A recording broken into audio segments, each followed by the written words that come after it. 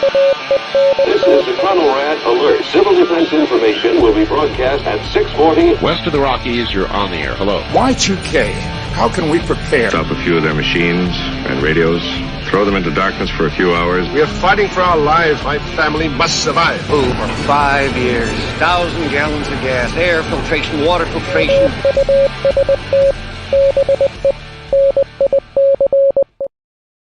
Coming at you live from the frozen tundra that is East Central Alberta, Canada, broadcasting via the auditory and visual mediums to my fellow delinquents across the globe.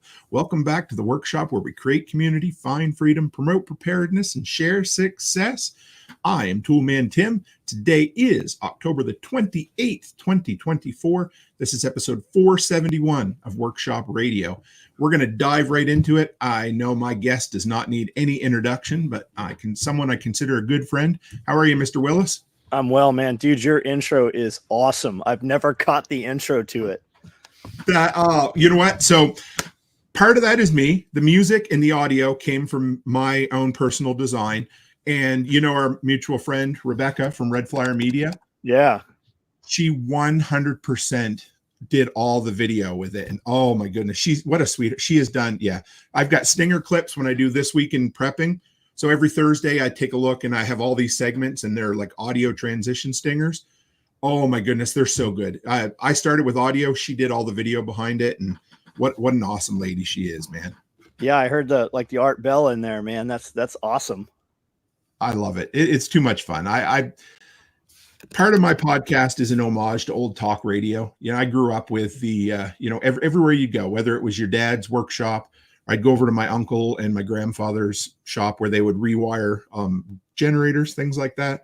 They always had talk radio on in the background. And it was usually, terrestrial kind of current events, you know. And I grew up with it. It was a soundtrack. And if it wasn't that, it was baseball on. Same thing. Talk radio, baseball in the afternoon. And it was just the soundtrack of life. And we miss that a bit. And so I like some of this slow medium where we sit down and just hash things out. You know, you could get your show syndicated and broadcast onto AM radio. Glenn Tate does that with Prepping 2.0. It actually broadcasts onto, I think it's on like 60 radio stations or something. That is one of my long-term goals, is to get my Thursday show. So, of course, the Thursday show will have to be PG at the most, right? For simple reasons, and I'm cool with that. But that is one of my long-term goals, is to get it on terrestrial radio. I would love to, for sure. I'll bet those guys are really looking, for content now that, nobody's really doing it. I bet it wouldn't be that hard for you to do that. I don't think so. I don't know if you know Brad from 5 Times August. We've talked a bit about him. The band? So he's the band. Yeah. Mm-hmm. And a good friend of mine, and he had some connections, and I followed up with him and never really got any traction. So I got to circle back with him and a few other guys, because I think I have enough connections out there that at some point I could make it work for sure. Awesome. So how you been, John? I'm great. What do you got there for is that a new shirt? I spread missing information. So I'm going to shout out. This is my all-time favorite. It's still, I wear this, tread on those who tread on you. I was standing in line at a coffee shop in Nova Scotia this summer. Dude taps me on the shoulder. He's like, I love your shirt. Almost like he was, a little bit nervous to say it. I'm like, dude, why do you think I wear it? Because I told him, I'm like, I got this awesome buddy down in Tennessee who prints these up. And when this one showed up, it's been my go-to. I wear it more than any of the other ones, man. We've run that 3 times, and the last time we ran it back to back 2 weeks in a row, they just kept selling out. So we'll do it again. For what it's worth, do it like if you ever decide to do it in a different pattern or something. I'm sure it'd be awesome. Man, we got some pile of people in here. It's good to see everybody. I'm not even going to try to say hello to everybody, but hey, if you guys listening, if you would say, if you're coming from my channel or if you're coming from Tim's channel, how did you hear about this broadcast today? And if you're on my channel and you're not following Tim's channel, let us know that also, and make sure you do. He's got great content. Appreciate it, brother. I don't know how, let's talk about this for a minute. I love the extended community. So more than one occasion, actually, I was laying in bed at my camp in Tennessee, and I get a message from a dude in Calgary. And he's like, hey, John Willis just turned me on to you. And I'm like, so this is how it works, right? You're in Tennessee. You talk to somebody in Calgary, which is home for me. I'm in Tennessee. And then we all make these connections. And I don't know how many folks have come through me based on you. So, for what it's worth, man, I love it. I appreciate it. Man, every single time some guy says he's in Canada, I'm like, you got to check out my friend Toolman Tim, and you got to check out Ed Hubble at Iridium Group. Every night I say that. Ed is so stinking switched on, man. I tell you. Yep. And speaking of community, I'm going to throw this out too. So while I was at your event, or when we were at the SOE compound there for SRF recently, I did 15-minute interview with Bear, and just about what he's dealing with in North Carolina. And so I set that as a premiere on my channel. And I mean, I knew Bear had some reach. I had no idea what kind of reach I was going to get. That video, so just to put it into perspective, if I do an interview with somebody, the live stream replay, 300 to 400 views is usually where I'll end up with a lot of them. If I hit really big, it'll keep going, a little bit. Bear's is at 14,000 views in 2 weeks. And the amount of folks, I bet you that video brought in, I'm probably sitting at about 400 new subscribers because of Bear. And that, I mean, because of his content and his reach. And I appreciate that. And that's what I love doing, man. Did you tag Bear in that video? I did. And I'm pretty sure he reciprocated on the back end, right? Yep. He'll usually share it on his other channels, and you'll get a lot of traction out of that. And I got to meet his really cool IT guy. We chatted for a bit, and he's going to send me over the guy that does the video. I can't remember his name right now, which, big black dude. Do you know who I mean? Yeah, Dudley. Yeah. I love it. What an awesome dude, man. I tell you. Yep. Yeah. Even chatted. His hand will swallow even your hand. Right. That dude's got some bear paws, man. And if you've ever met me, man, I'm a gentle giant, but I'm a bit of an imposing force. And this dude, I'm like, well, hello there, big dude. Yeah, my hand still hurts. Yep. What do we got? Martin's family says, I got it from both. We're on Tim's channel watching from South Manitoba. No snow yet. So perfect. And Gunslinger just subbed. So I picked up a few news stories this week. I do a thing on my show called Stranger Than Fiction, where I take a look at some of the crazy news stories and we chat about it. The one that's grabbed me this week, and I try not, I'm a big fan of not worrying about the things that I can't handle, right? Mm-hmm. But what do you think about North Korea over in the Ukraine right now? That was the one. I've got a bunch, but that's the one that's been bugging me. And I'm like, I want to talk to John about it. What do you think? Well, who's telling us? Where are we hearing it from, right? We're hearing it from our mainstream media. Are we seeing it broadcast on any other channels outside of the United States? So I have seen it on Reddit for 2 weeks coming up. People, boots on the ground folks saying, hey, this is happening. And then finally, the U.S. military or the U.S. news and the politicians said, guess what? There's boots on the ground. And as of this morning, they say not just there for training, there to be involved in the actual conflict. So I've heard 3,000 and I've heard 100,000. I've also heard that there's already, they're massively already running away and kind of just fleeing to the wind, dropping their gear and trying to get out, right? You've just taken people who are not allowed to leave their country and put them outside of their country. Now, it's also said that they will kill the next 3 generations if you defect or you try to escape. So there's probably some of that too. Now, where has when's the last time we've seen a little North Korean man or a China man in combat anywhere? I don't think it's a fear. Maybe they are getting their people blooded. Maybe they are sending people out there that they just don't want to feed any longer. I really don't know what to think about it.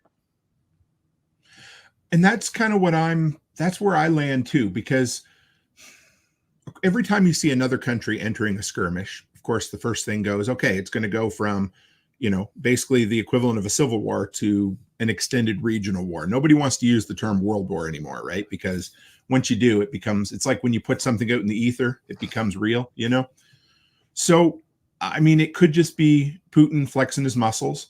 And I never thought about what you were saying, but the idea of these folks going there and then just defecting, because no matter what you say, anybody in North Korea wants to be anywhere but North Korea.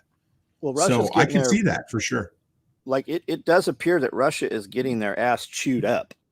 Like there has been a turnaround. Like they've already presented their best equipment and their best people. Apparently, we hear a little bit kind of from the Ukrainian side. I know some Russians, but we don't know. I don't get any information back about Russian combat. But if you look at the footage that's out there, it does not look good for the Russians. Not at all. Like they are getting just chewed up. And then as far as, everybody's always worried about China's, I mean, they just sank their aircraft carrier caught on fire. Russia's aircraft carrier caught on fire. The United States Navy helped them with their, most prestigious carrier. I mean, China's carriers still have a ramp on the front of them to launch their aircraft. They had a submarine that is sank. I mean, the United States always has to have that boogeyman to justify and keep us calm about the money being spent. But are they really a concern? I don't know. I mean, they're not. I don't think that they are. You hear that they have the biggest Navy, but I mean, Disney had the biggest Navy next to China and then the United States for a long time. And, when you look at their equipment is nowhere near anything the United States has. I wonder, for anybody out there that's a movie fan, one of my favorite Christmas movies is Lampoon's Christmas Vacation. And for anybody that's ever seen it, they bring out the turkey, they put it on the table, and it's the most beautiful golden looking turkey, and everybody's excited to eat it. And as soon as they cut in, the whole thing just collapses. It turns to steam and dry meat. And I wonder how much of that's going on with especially China, because we've talked about that for a lot of years where, China was the boogeyman. But I wonder, I mean, they're getting to the point where they're running out of able-bodied men. Their infrastructure is starting to crumble. I wonder how much of that is they're trying to put on a show of a beautiful turkey, but as soon as as soon as they get into a conflict, we're going to find out things are a little different. If you want to see what's really going on in China, there's it's a YouTube channel. It's two South African dudes on motorcycles, and they drive around all these abandoned cities and they talk to people in China in these different provinces and stuff. And it's absolutely crazy. Like China has made they made a 1-to-1 replica of Paris, France, and it's just collapsing. It's all paper mache. They've got all these amusement parks. They've got all these Disneylands around China that are just abandoned, and they're just collapsing, and they're covered in algae and mold. They just do all these projects to keep all these people busy.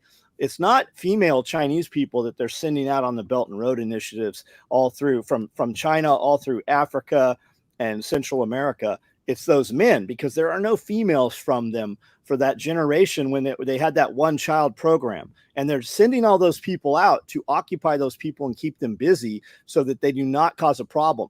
Chinese generation right now, the people that are like 20 to 25 years old, they've got that let it rot generation. And that's kind of like our generation where we've got these youngsters that are just not showing up to work. And if they do the absolute minimum. Go to any Walmart, you will see employees, you'll see 5 employees standing around literally on their phone. Management isn't even like, hey, put your phone away. That's that quiet quitting. They show up, do the bare minimum to not get fired. And the situation is so bad that you have to tolerate those do nothing people to have employees at all. And I think that's what's happening. I mean, and I think I haven't been to China. I don't know people in China, but I know how things are here. And they're kind of messed up here. Just imagine how amplified they are in a communist society where these kids have grown up now. Everybody has this thing. You talk about our homeless people. Our homeless people are in the top 5% of the income earners in the entire world. So you have people literally in third world countries where water would kill you and I, and they defecate and drink from the same water source. But they all have these phones, and they all know how it is in the United States. So if they can get to the United States and be absolute bottom of the food chain, they're still 100 times better than everywhere else. And that is the deal, man. They know, and they have been poisoned. In some ways, they were better off where they were than being in Western society, but are they really? And that Western society and the TikTok and such has just contaminated them.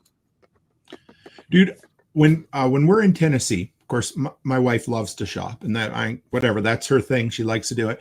One of our favorite mall to go to is Opry Mills, the Opry Mills Mall, and the one that flooded years ago, and it's really flat. So we've been in there probably 6 times in the last 6 months. Love it. Downhill. Yep. Big time. And here's what happens. We go into those like boutique clothing stores because the girls, they're 14. That's what they want. I paid attention, and it was at least 5 stores. We walked in, the girl's doing this on her phone. Bumping into each other. Yep. Didn't even look up to say like, hey, can we help you? They were just there. They were a person holding down space until you inconvenience them enough that they'd be willing to ring your order through. Everywhere. I had no idea it had gotten that bad. I don't know. I don't even know what the answer is. I'm not sure. I don't know where we go from here. So Opry Mills is the ghetto mall. It's known to be an outlet mall. It used to be a lot nicer. You want to go to Green Hills Mall. That's where the higher end boutique stuff is. And you have a little more presence of security, and you have just higher end stuff in there. It's a very different experience from Green Hills to Opera Mills. I'm going to have to ask Becky, because we did go to one kind of upper crust mall, and it might have been Sean Mills was the one who recommended it. And it did have a lot more boutique stores. So I'll definitely will go back there if that's the one. I'll find out, but that makes sense because Curtis and I, my son-in-law, we go down to the Edmonton Oilers. So we got season tickets this year to the hockey game.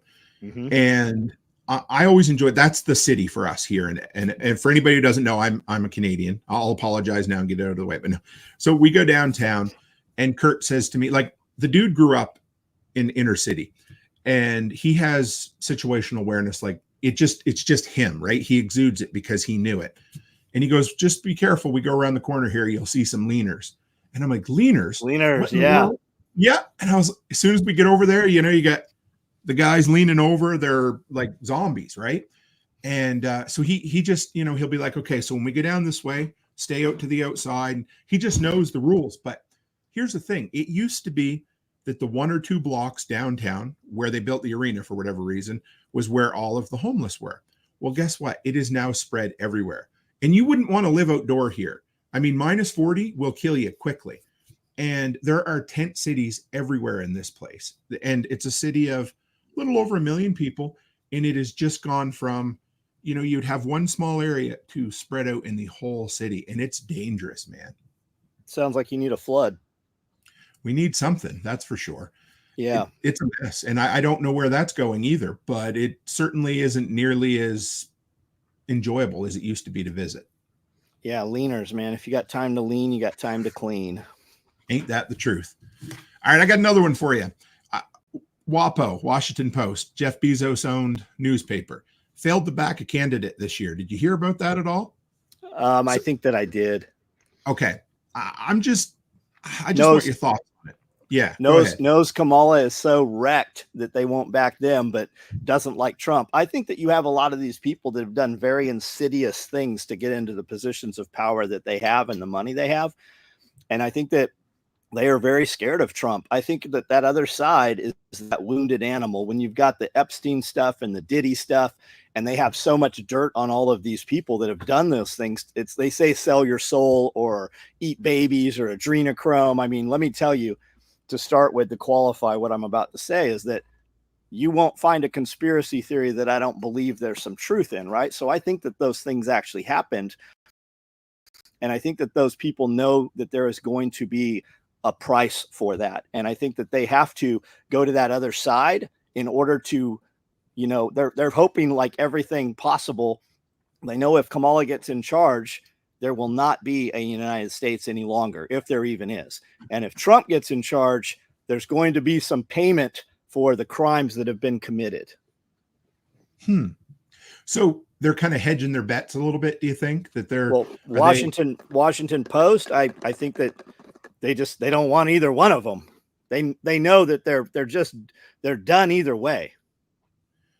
So what do we got? 8 days until the election. And I'm a Canadian. So people say, oh, it doesn't affect you. Well, it sure as shit does. I promise you it does. Not to the extent of what you guys will be dealing with, but it certainly affects a lot of our foreign policy, and it affects the day-to-day life up here, taxes, everything. So where do we end up when we wake up on Wednesday morning and with the results? Where are we? Well, I think you go to bed and Trump won just like last time, and you wake up, and if she won, does anybody believe it? I mean, do you believe that Biden even won last time, right? You have all these states, you have these governors removing illegal aliens, literally self-proclaimed illegal aliens from the voter rolls, and you have judges mandating that they be put back on the voter rolls. Those judges were appointed, Obama appointed judges, not Trump appointed judges. It's very smoldering right now. Crimes right now. You hear about crimes. Are those Republican on Democrat crimes? Or vice versa. There's a couple that we know of during the summer of love, right? You had an Antifa guy walk up and shoot somebody else. You had some other dudes supposedly defend themselves from the other side. Is that happening more than we know of, and it's not being reported, right? Because they say crime rates are down. Crime rates aren't down in the Democrat cities. They have just simply not been reported. They've, in fact, been told not to report them. So are things bad already? What happens when you wake up in the morning and you're told Kamala Harris is the president? How many people? I think people are very, very awake to that right now. I don't know. I think people are also uncomfortable enough that they're not going to tolerate another 4 years of the nonsense. You even have people that were knee deep a couple of years in that nonsense who have now turned sides and are at the Trump rallies and endorsing Trump. I don't know. I'm hopeful that Trump will take office. And I know there's a bunch of people probably in the chat like, oh, you're foolish. And, it doesn't matter who you vote for. I tend to agree with them. But I would also say that they better hope Trump gets office. There's not a single person who can legitimately say their life was not better while Trump was in office. And they'll be like, bump stocks this, bump stocks that. If they're saying that it doesn't matter, they don't make any money. They're not paying taxes anyways. They are literally, well, it's illegal. You shouldn't. Taxes are crime. Taxes are theft. I agree with you 100%. Try not paying them, though. See how that goes for you. That's where it comes down to. I can say all I want that I don't agree with the law. And I can be a sovereign citizen and decide that I'm going to totally ignore the rules. But when push comes to shove, they're going to send folks after you, and they're going to put you in jail eventually if you don't play at least by the rules. And as soon as you have a voice spoken out against them, they will use all of that against you. So up in Canada, we have to have a license in order to have a gun. And that doesn't mean to carry. That means just to own, because we're not allowed to do a whole heck of a lot, especially with our handguns, that sort of thing. So back in February, I send in my renewal, which was about 6 weeks beforehand. I thought this will be great. I'm in Tennessee for 2 months. I get back, no new license waiting for me. I think, what in the world's going on? So I call up the gun place, and they're like, oh, your photo wasn't clear enough. We need a new photo. And I'm like, well, did you send me a reminder or anything? Oh, we think we did. Doesn't matter. So this is late May, early June. I go get a passport quality photo done this time. I send it to him rush post. It shows up. I have proof that it showed up 6 days later. So that was like June. I still didn't have it 2 weeks ago. And we're talking. So I'm in illegal I was in illegal territory at this point, because they give you a 6-month grace period, and I'm past my 6-month grace period. So I call them, and they're like, well, what's going on? They said, well, it's still sitting in your provincial office. No reason, no problems. They haven't reached their standard of care yet. They have so many months to deal with things. And yeah. So I said, well, would it do any good if I called my Alberta gun place? And they said, well, it can't hurt. We can't transfer you because you haven't reached whatever the window was. I don't know how many days it was, but it was like 6 months plus 3 weeks or something. But if you give you your number, you can call. So this had been going on. We're talking 7-8 months at this point. I call them. Within 3 minutes, the lady looks, she goes, oh yeah, I just approved it. They're going to print it. You'll have it in a week. And I got it for no reason other than it just sat on somebody's desk until it reached whatever period of time was acceptable within the government. Well, it should be if this, then that, right? If you have to have identification, it should be sped up because you already had it. Are there any crimes? They can automate all that. Why is that shit not automated, right? They know right when you owe them some money, that shit's automated. It's because it justifies all that bureaucracy. There's two kinds of people in the world. There's somebody that creates a product or has a service or a skill that people seek out and willingly want to do business with. And then there's bureaucrats. That's those people, right? The Department of Motor Vehicles. Would you ever go to the DMV and pay tax on a vehicle you already bought and paid tax for, and then you have to have registration, and then they got to look at your car and you got to pay to have it inspected to stamp it when it's a new car anyways, right? Would you ever willingly use that service? You would not. And that's kind of those two factions also, right? Between like Republicans and Democrats. Most Democrats, they only hold a job, or all bureaucrats, they hold a job because somebody is scared, and at the force of violence of a gun, you have to use their service, right? If I had an achy tooth or something on Saturday night, I would seek out a dentist and pay him whatever he wanted to fix my problem Sunday morning. Nobody's ever seeked out the DMV willingly and asked them, if you have a problem you need solved at the DMV or a government office, it's because they've created it. 100%. I've got a really good buddy here. He owns the local hardware store, and he made the mistake. Well, not the mistake, but he made the choice many moons ago to lease property on a government-owned lake. And so this is the area here where all the hoity-toity, the really nice cabins are built. The problem is that whatever you want to do, it has to be, it has to be said, okay, it's good based on the powers that be. And nothing ever goes the way you want it. And one time he'd been fighting with him for months and months and months. Finally, he says, I'm going down to the office.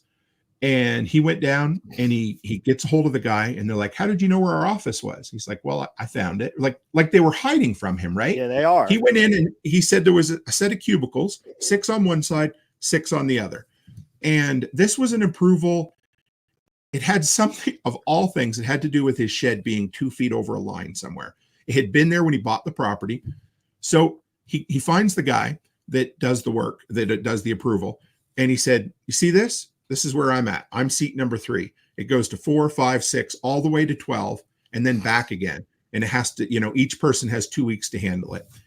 So he says, can you just approve it? And the guy's in seat number 3. He hollers over to number 12. He goes, this should be good, right? Yeah, no problem. Stamp. Have a nice day. That's the case, man. Dude, I'm telling you. What did you do this week, John, to make your life better? What did I do this week to make my life better? I just removed some frustrations, man. How'd you do that? You don't have to go too far into it, but whatever you... Just human beings, man. Just yeah. I have a high tolerance to tolerate chaos, and just removing the slightest amount of chaos, you can see everybody else go and just breathe easier, man. That's really it. That's good. And why is that important to somebody who's, I think most folks that would be coming in here would be, preppers, or at least somebody who wants to make their life better. Why is removing chaos or removing stuff like that better for you? Well, I think you have to be conscious of it, number one, right? And this thing right here, would we know most of the problems in the world if we weren't told by this any longer, right? We don't watch the news. We don't turn into the 5 o'clock or 8 o'clock news to hear the conflict around the world. And this thing constantly with that. You literally can't scroll through any social media and not see that. And I think that spikes your adrenaline, your fight or flight. And if you're in that mode all the time, you can't actually rest and recover. So you might go to sleep and be in bed 8 hours. I don't know when that's happened. I don't do any of that. But you might rest and be in bed for 8 hours and wake up and you're just kind of in that brain fog. You've just not actually recovered. And I think a lot of that is just your adrenal system. You are constantly fight or flight, fight or flight, fight or flight. Mm-hmm. So when you have the ability to actually have some peace, you have the ability to recover and actually operate at a little bit higher level. And I think that's a lot of that is on purpose. I think a lot of that is programmed. And I think that's what's behind a lot of the poisons that are in the food. And you have this idea that, well, I'll just eat healthier. And you don't realize that everything in the grocery store is poison. There is nothing in the grocery store that is of benefit to you other than you can go and eat a bunch of it and feel like you're not hungry. But nutritionally, it's not there. You have to seek that out on your own also. That's fair. I'm going to tell everybody what I did. Well, one of the things we're doing, I mean, we've built this. I talk about the daycare extensively. Mm-hmm. And we are in the midst of, we had planned getting these renovations done by the middle of March. And my plan now is to be done by the middle of December. So I would really like, I don't know, it's going to be really close if I have them done by the time I come to your Christmas party. Now that also means afterwards. So for anybody who doesn't know, we're building this little mini daycare empire up here in Canada. And we decided that 100 kids in one location wasn't enough. So we're going to double it to go to 200. And what that required was taking 22 small offices on the second floor and turning them into 7 large classrooms. And so my son-in-law and I have been tearing everything apart for the last 4 weeks or so, 5 weeks. And just in the last 3 days, we've started drywalling, and all it is just fixing where we took a little 4-inch wall divider out. So we need to fix that. And as soon as that's done, we're ready to paint. And as soon as the painting's done, we're ready to hang decorations and shelves. And we've already brought ourselves to a point in life where financially we're pretty independent and we're living the life we want to live. After this one, we're set, man. Like things are really, really good. And so that if anybody thinks, because you guys got to know, and I've told John this story a bunch, but it literally started with me picking up dog shit. I would go out and just with a bucket and a little pooper scooper. And we started the handyman business and then into property management. And now we're into this daycare empire, man. And we're looking at other businesses that we might like to buy. I've been talking to her quite a bit lately about maybe a car wash or a laundromat, in one of the cities, because they're fairly hands off. And if you can find one good person, you're all set. So yeah, guys, get out there and do something to make your life better. I'm telling you, every single time, you'll never regret it. Couple things with that. I see videos all the time to make $2 million a year picking up dog poop. And then they talk about how they did it and how they, grew that empire. As far as car washes and laundromats and vending machines, man, a lot of that is still cash money. A lot of that is still change. And what happens with that happens with that, so those are all very good. Guys here in town making car washes. I've been in the office, and there are hundreds of 5-gallon buckets full of quarters, and there are stacks of $1 bills. So what happens with that? Who knows, man? But you can buy a lot of stuff, with that money. When I think about those quarters, I think about the silver that I could find in those, even now. Absolutely, yeah. Even if like 1% of 1%, I don't even know what it would be. 1 in 1,000 coins has some silver content in it. How great would that be? Oh, so I'm going to tell another little story here. My YouTube channel just hit 20,000. When I was talking to you the other day there, John, and I said there was a good chance that I would hit 25,000 by my 5-year anniversary. And I'm totally going to do it. But a few years ago, when I first started becoming a content creator, I told Becky, I said, at some point, if you're cool with me being a 40-year-old YouTuber, I'm not going to do it for nothing. We're going to make money off it. And I tell everybody, you can make money and you can help people. They're not mutually exclusive. You're allowed to do both. And I said, at some point, my YouTube money will buy you a house. And she said, okay, that's the deal. Well, we're going out, actually, what's today? Tuesday, tomorrow, to look at an acreage. And it's an acreage that a few years ago would have been completely out of our price range. And now the monthly payment on that acreage is way less than my monthly income from YouTube. Yep. So if you're wondering if you can do that as well today, it hasn't all been done. You can. You just broke 20,000. I don't even know where I am. Last I looked, it was 120,000. And you probably make 10 times more on YouTube than I make having 5 times more audience. It's crazy. You just did it right. Yes. I always, if anybody wants to know where to start, I always say the stupid old spaghetti method. That's my favorite thing, is throw a bunch of things at the wall. And if you want to go back and look at the shit that I did, I mean, I was putting out 5 videos a week, and I discovered that 1 video a week was more effective than 5 in some ways. But it's the same as building a business. So whatever you do, you start and you try all the things. And then you find the 5 things or whatever they happen to be that make you the most money. And so you concentrate on those 5. And then out of those 5, you might realize these 2 take a lot of work, but these 2 make a lot of money. So you go to those 2, those 3, and then you just keep building it. And it doesn't happen overnight. Like January 24th of this year will be 5 years since I launched my YouTube channel. I did it on Nicole Sauce's podcast. I had 2 shows. I started out with how to start a handyman business with little or no money. A great idea, but it definitely wasn't something that was going to make me rich, because at the time it wasn't the right niche. And guess where I'm at now? Somewhere between prepping and generator videos. And yet it was a natural progression for the channel, because I paid attention to both what I'm passionate about. Well, 3 things: what I'm passionate about, what makes me money, and what my audience responds to. And if you keep doing that over and over and over again, eventually it's going to compound. Every single morning I wake up and I have a really good relationship with a certain supplier that I deal with, somebody whom I get a really good commission from. At this point, there's not a weekday that I don't wake up that there's not an email sitting there with $100, $200, $700 worth of commissions now. That didn't happen overnight. When I first started with Amazon affiliates, I got kicked out because I didn't get 3 sales in the first 90 days. So that makes anybody feel better. Man, Amazon's down below 1%. We were making a couple thousand off Amazon, and a lot of months we're just a few hundred now off Amazon. And our sales are higher. We have more click through, but they're just the payout, man. So what is your return? Why do you do all of the content that you do? Because you do a lot.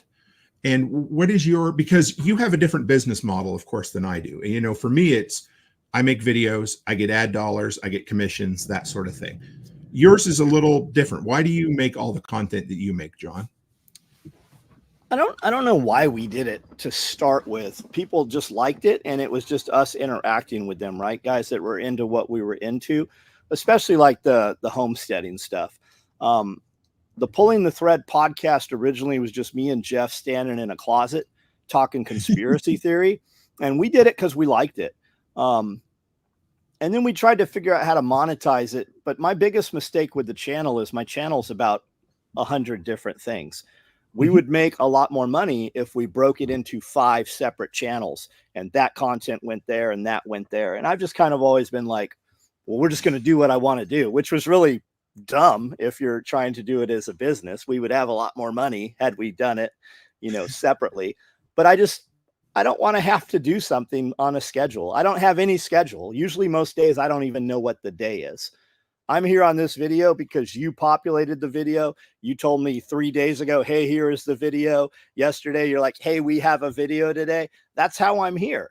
Otherwise, I would be doing whatever it is that I'm doing. And that's kind of always been my thing. Do what I want to do. And I've done it long enough that I don't have to do stuff I don't want to do anymore. I love that vision of freedom. When I go, my girls play volleyball, and I sit down to chat with parents, and sometimes I think they don't know what to talk to us about, because for me, I can look at them and be like, how's work going? Right. And they see us, and, they'll be like, oh, where'd you travel to this month? And where did you go that month? Becky was in Tennessee one day, and 2 days later she was in Spain. And that blows people's minds a little bit.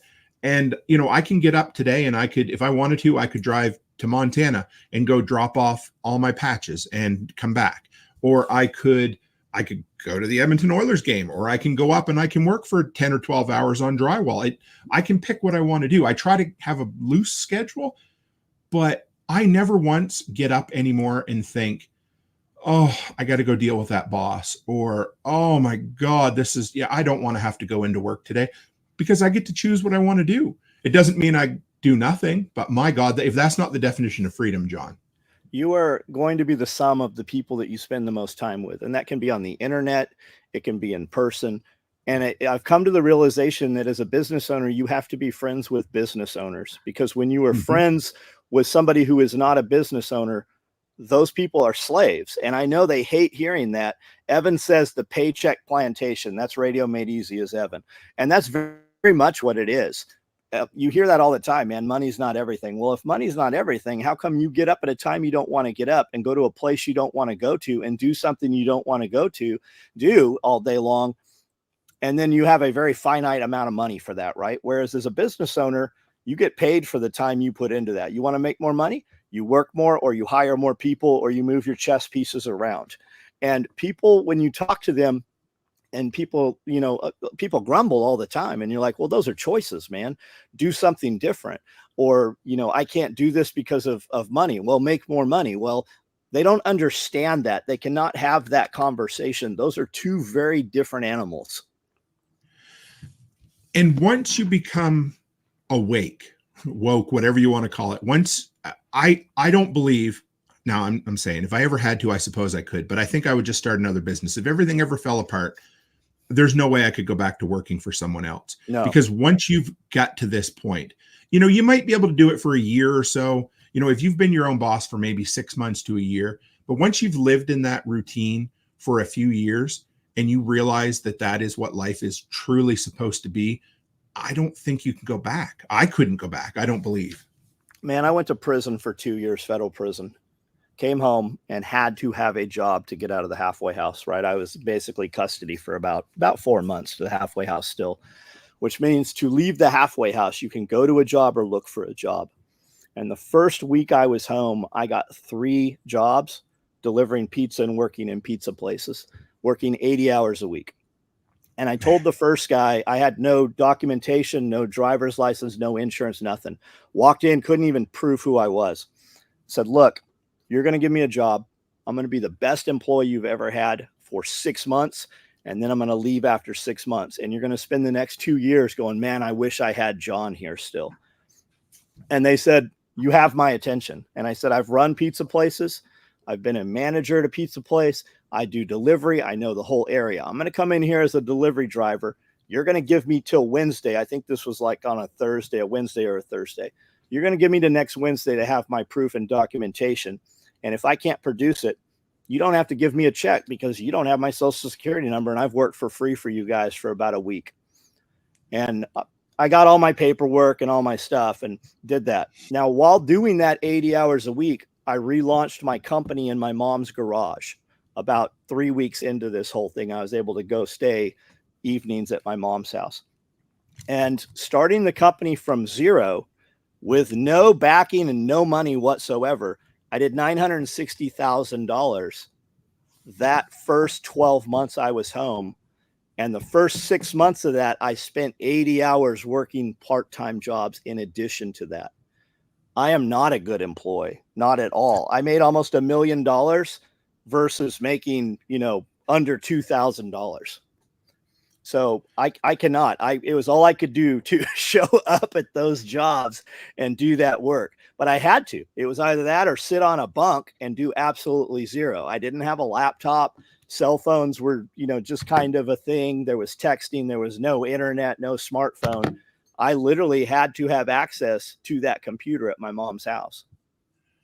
So, again, I get this every so often. You must be nice. And, that's been my mantra over the years, or must be nice or you don't understand, because you've lived in your own entrepreneurship bubble for the last, in my case, 5 years, for your case, 20 years or more. So even though that stupid mindset's out there, if you were John Willis today, that just come out of jail or just lost their job or their home was destroyed or whatever it was, and you needed to be like, the Secret Boss TV show where they rebuild from nothing, what would you do today if you could? Whatever it takes. Literally, whatever it takes. Yep. I would steal garden hoses off of people's porches and statues and houseplants and sell them 5 towns over. I would hold a sign and beg for money. I would be all over Marketplace looking for free stuff. I'd be on Craigslist. I'd be wherever I was looking for stuff, and I'd be picking up scrap metal and recycling that. I would be digging through people's trash in rich neighborhoods and reselling that stuff. Literally, whatever it takes, man. Anything that makes money. And when I find the thing that makes more money, I'll do more of that and less of the other. Literally, that's the answer. The answer is not, there's not one answer. The answer is whatever it takes. I love it. And you're not wrong 100%, because here's my big thing into entrepreneurship is if you choose to do it, the only time you fail is when you give up.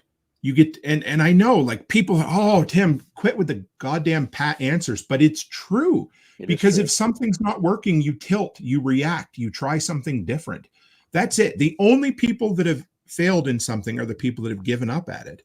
You just now, have to that doesn't mean you don't cut something off. Sorry, John. It doesn't mean you cut something off that's not working, but the only time you fail is when you completely give up. You have to cut off access. You have to keep low performance people at arm's length, and you have to be around better performing people. When you get in that crowd, you hear all the time, like, I would never have a Rolex because it keeps terrible time.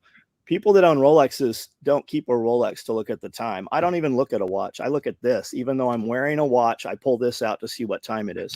The Rolex is admittance to the club. That tells the other guys that you have done what it takes to get that thing. And then occasionally there's a dude with a fake one, or, you know, a stolen one or whatever, but it gets you access to those other guys. And typically those dudes, you couldn't even go buy a Submariner. Like, people have no idea, right? If you go to buy a Sea Dweller or deep sea Submariner, you walk into the Rolex store, they're going to laugh at you. It doesn't matter if you had stacks of $100 bills. You can't get it. It's not there for you. It's only there for customers who have already purchased them. It's like buying a Porsche GT3 RS. You can't go get one. You have to have already been an owner and those are allocation cars. But when you have those types of friends, every big deal I had that's over $100,000, it's because I was in the room with the dude. Usually the other guy's drunk. We were at a party at Soldier of Fortune at a SHOT Show years ago, and we did not belong there at all. It was the top of the thing, and there's a swimming pool under the floor, and they had filmed all the MTV Real World and stuff in there. And drunk dude. And I was there with some guys that had just come back from Afghanistan when we were only supposed to be in Iraq. And they said, this is the guy that makes all the equipment you were asking about, sir.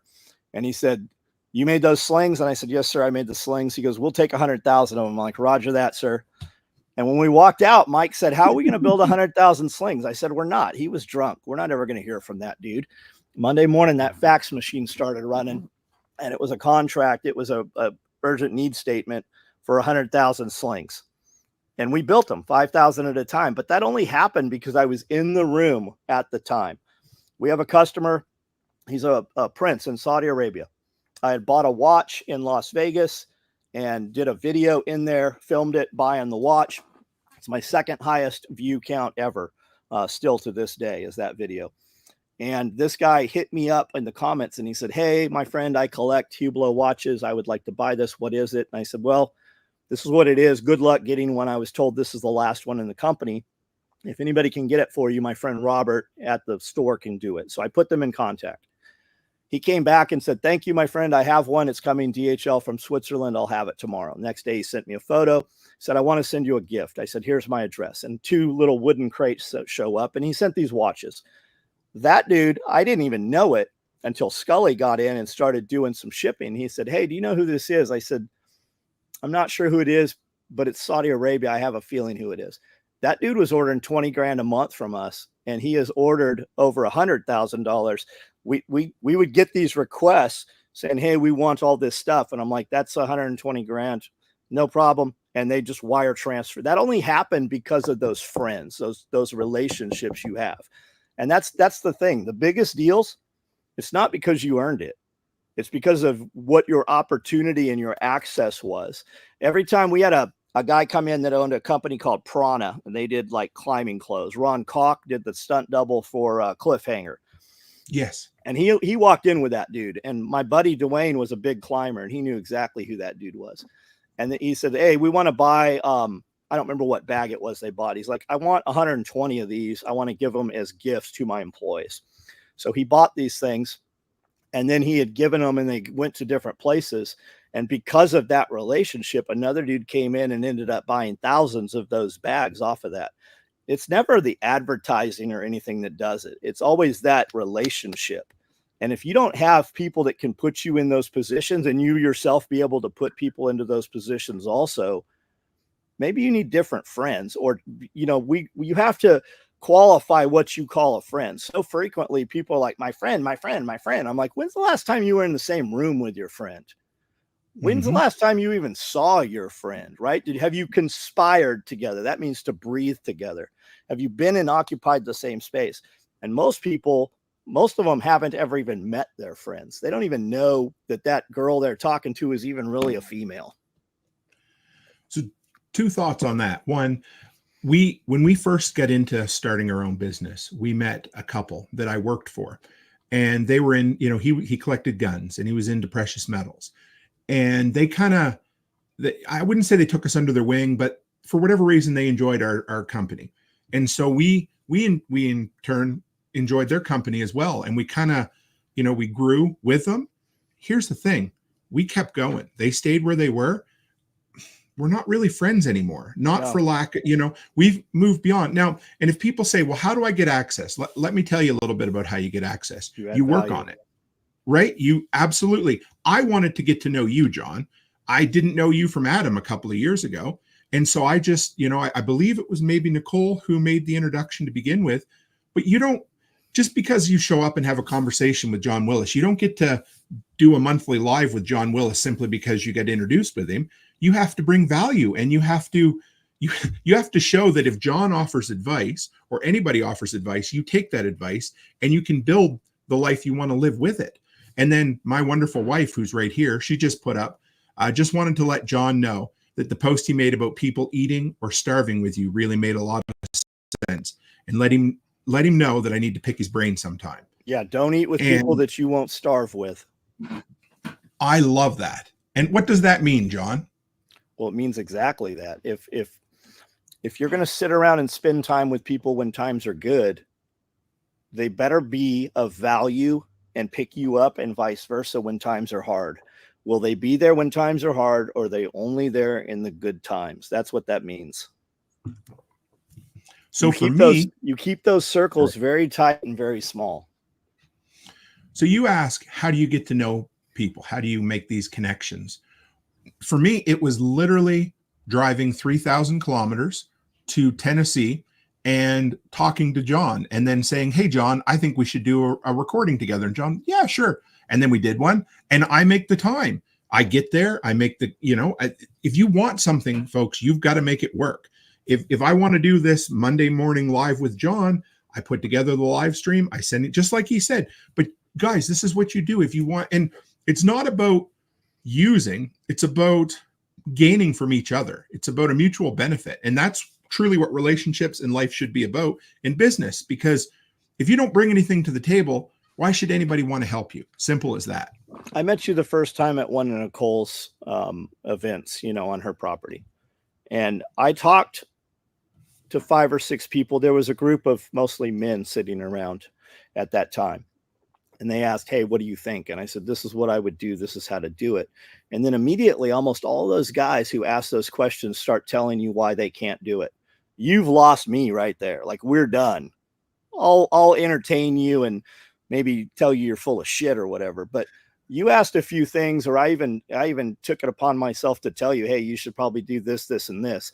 And there was evidence that you did those things. Maybe it wasn't what I told you to do or how I told you I would have done it, but you were successfully growing and progressing. Whereas most of those other dudes, I still see some of them at events and stuff. None of those dudes are doing shit.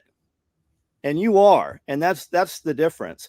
You seem genuinely, you asked a question and you acted like what I was giving you back was important. And that's a lot of the difference, man. It was just genuine. It was real. And I talked to my daughter, Charlotte, quite a bit about that. And I said, here's the thing. I've never met somebody that I wasn't genuinely interested in when I met them. And I mean that in a sense, because you can learn something from everybody, but pretty quickly, you're going to also know that what you learn from somebody has value or not as well, and whether they're willing to do something above and beyond that. And that's where I end up. Because people are interesting, but again, and I think I've learned from you, John, I will offer help to just about anybody who reaches out.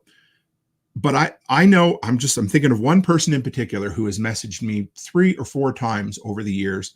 What's my next step for podcast? What's my next step for YouTube? And I give them, and I don't even respond anymore because they never did it. Not even once. Yeah. Yeah. When you started a YouTube channel and you're still got 100 followers, like, make a decent, but like, guys are always constantly hitting us up. They're like, hey, send me some gear and I'll test it. I'm like, awesome. Like, we need our stuff tested, right? How about you buy something make a badass video. And if it's good, I will share your video, right? Me sending you some gear to show your audience of 1,000 people does nothing for my company. But if you get a piece of gear and you do a good video and I share it, I'm going to double or triple your audience in one afternoon. And they just, and people can't grasp that, man. If you ask me a question and I give you, like when I speak to you, see me and just talking very one-on-one or one-on-two, those people I'm speaking to at that time are the most important things in the world to me while I'm having that conversation. And I give them very genuine, actionable information. 99% of them do nothing with it, right? So if I have given or mentored or helped accelerate 100 people, right? And I've given the same exact information, let's say 100 people ask me the same thing, and I give them the answer, but only one person executes. That means I only have a 1% success rate, right? So I have to qualify where my time is spent.